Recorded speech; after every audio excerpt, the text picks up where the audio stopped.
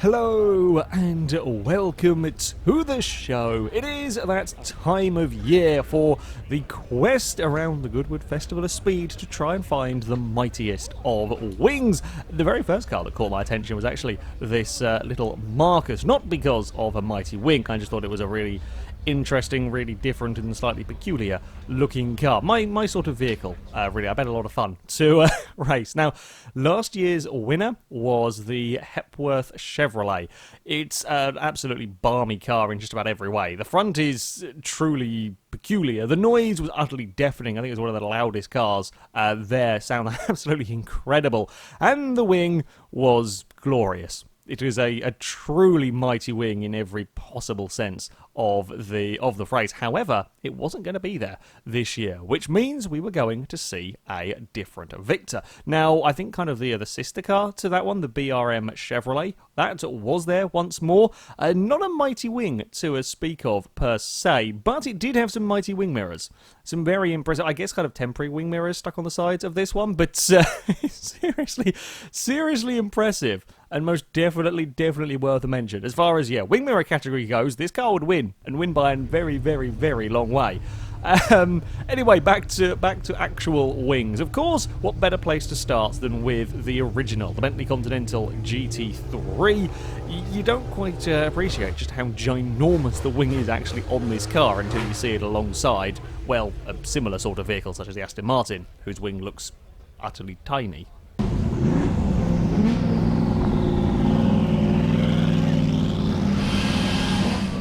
Of the other GT cars, the Lexus Rcf, the concept not so much, but the actual GT race car has got a wing, starting to rival the likes of the Bentley. It's certainly a very impressive effort and a really cool livery. I really like the black and blue on this car.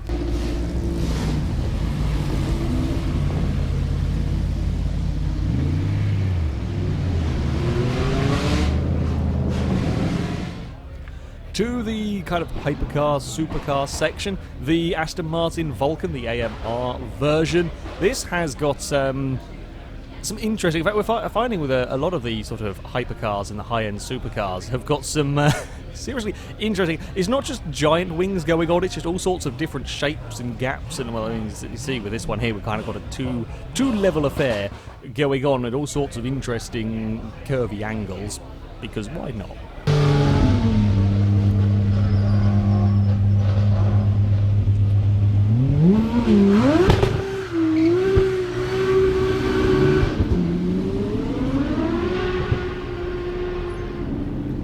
Certainly does make a glorious noise mind. The Zonda, though, has to win for the supercar category. The Zonda 720. This, I didn't actually realise just how bonkers they had gone with the wings at the back of this car. It's a giant normal wing, but not only that, we've got a kind of secondary one stuck out the back in the middle, sort of off the back of the mini shark fin bit, because we need all of the aero possible. To be fair, it's probably... I'm sure they all do very important jobs. It just looks completely crazy. Now, there were plenty of Ferraris around the place, with this being their 70th year, so there was many mighty Ferrari wings to choose from. This particular one, not so crazy in terms of styling, just generally large from the back of the 512. They've got the 512 BB, the 512 LM that's got the boot up here. Not quite as big a wing, actually, on the LM version. Then we've got the Ferrari F40 with its fairly glorious wing. There was absolutely stacks of GT Ferraris and various Formula cars. A huge number of absolutely incredible vehicles down here as we have a little scoot along. The 333 SP is a fairly impressive wing. The F40 with its sort of slightly double wing affair going on. Many impressive wings from the Ferraris around the place, and as you can imagine, many impressive sounds as well.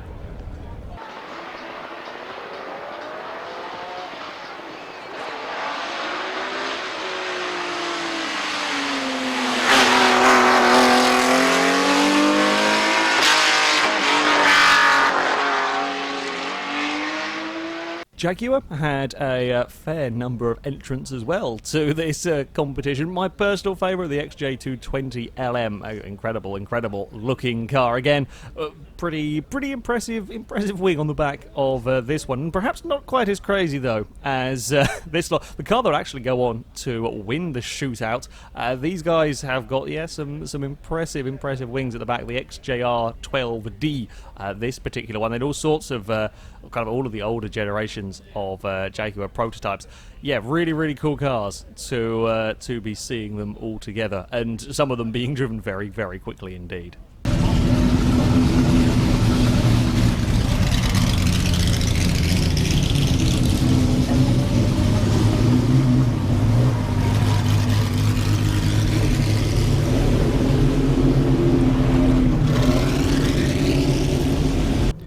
Porsche had a couple of entrants as well. This 911 Rsr Turbo with a essentially table stuck on the back at an angle. It's always interesting to see what you try and do, how people try to do various wings with the 911. With the body shape of the Porsche makes it very difficult to get wings, so you often get these rather crazy concoctions. Now the 935 didn't have quite as impressive a wing as I was sort of half expecting. The Lancia LC1 was certainly not a bad effort. The 935, it kind of looks like it's a wing for a different sized car that's been put on the back. It's a brilliant car, do not get me wrong. The wing does look a little bit on the on the wrong size though. The Audi, yes, there was the IMSA car. Haven't seen one of these in person before, and was very excited to see this one around. And it's a fairly impressive diffuser actually on the back of this one, but an equally impressive wing going on. It's certainly not the widest of wings, but yeah, a fairly fancy one nevertheless, and a worthy entrance to the competition.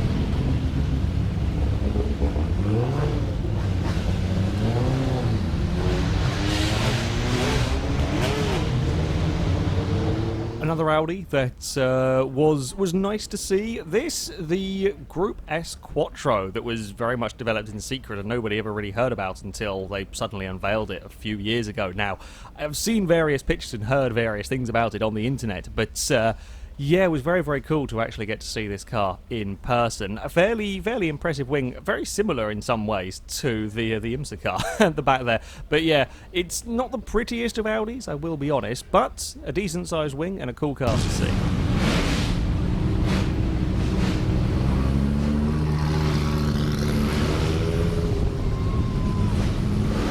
Of course, there were many different Formula 1 cars from all sorts of eras. These two in particular were my favourites of their car, the Alfa Romeo Brabhams, especially this BTR 45. Fantastic looking cars. As far as wings go, you know, I say fairly standard, but for Formula 1 cars, yeah, there wasn't anything of the too crazy variety. Likewise, the drift cars were relatively, and I say relatively, on the sensible side. Yes, that thing you see in the background, we'll be coming to that one later. Unfortunately, difficult to try to film stuff with so many cars around. But yeah, I think the RX-7 that we had here was probably the craziest, with the possible exception of Mad Mike's Mazda. But yeah, they weren't quite as crazy as you might expect.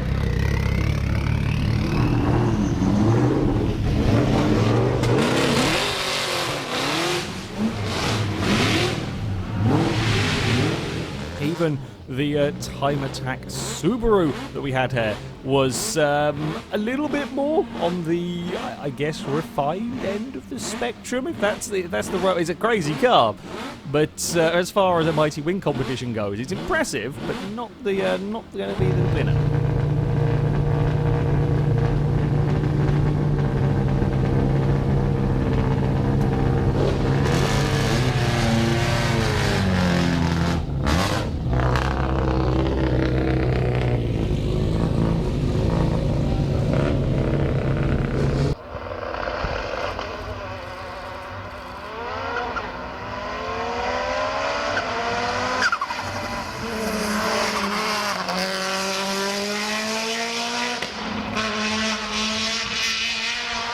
Up next, one of my personal favourite cars from the festival, the lancia-ferrari LC2. I can't say I'd ever particularly heard of these cars before, but it was an incredible looking car. It was an absolutely fantastic looking car. Works very well in the Lancia colours. Also good fun to try and confuse everybody that was playing Guess the Car game on Twitter with me with that interior, everyone thinking it was a rally car. The wing, though, was equally of an impressive variety. Not the most complex shape, however, just generally massive. And then we play around with try and get the GoPro in as many different positions as possible. I apologise for the occasional shaky when I was doing various things with the gimbal. Every so often it got a little bit unhappy with what I was asking it to do, and it was trying to quickly adjust itself. So yeah, it's better than the footage I got from last year. So generally pretty pleased with it, actually. Yeah, this car, a very, very impressive vehicle. I think it looks fantastic. Sounded great on the bits that I did hear it, and yeah, mighty wing to boot. Now we get to the sharp end, though, of the competition. Up until now, everything had been kind of relatively sensible, just, you know, giant wings, and then, of course, we have the Chaparral. Really glad to finally get to see this car in person, the 2E. Now, I guess you can put the GoPro up to it. This is about head height. For me, that is just how tall the wing is. It's absolutely ridiculous. But it's a relatively sensible car in many ways. You know, the normal, the bodywork and so on, it looks like a relatively sensible vehicle, and then you just have the giant tower at the back for the wing. A truly spectacular vehicle.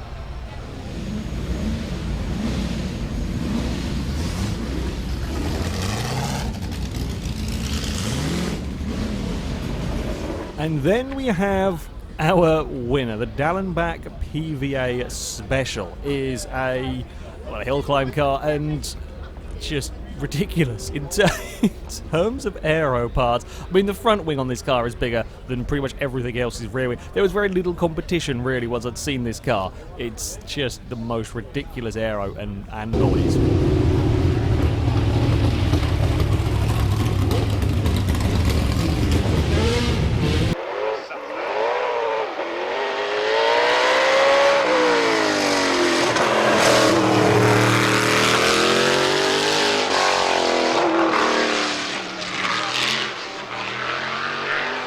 Our third place car would be the Notman Special. A little bit of a wonky order, seeing as well that's part next to the eventual winner. But yeah, based on a Lister chassis is again another very impressive wing, but nothing really comes even close to the Dallenbach. So yeah, there we go. There were some very interesting shapes of wings from some of the supercars, but for almighty wing title, the competition was. Not much can compete with a hill climb car with that spectacular wing. So there we go. Our victor for the mighty wing competition would be that Dallenbach PVA Special. That, though, is going to be it for this video. Thank you very much for watching, and until next time, goodbye.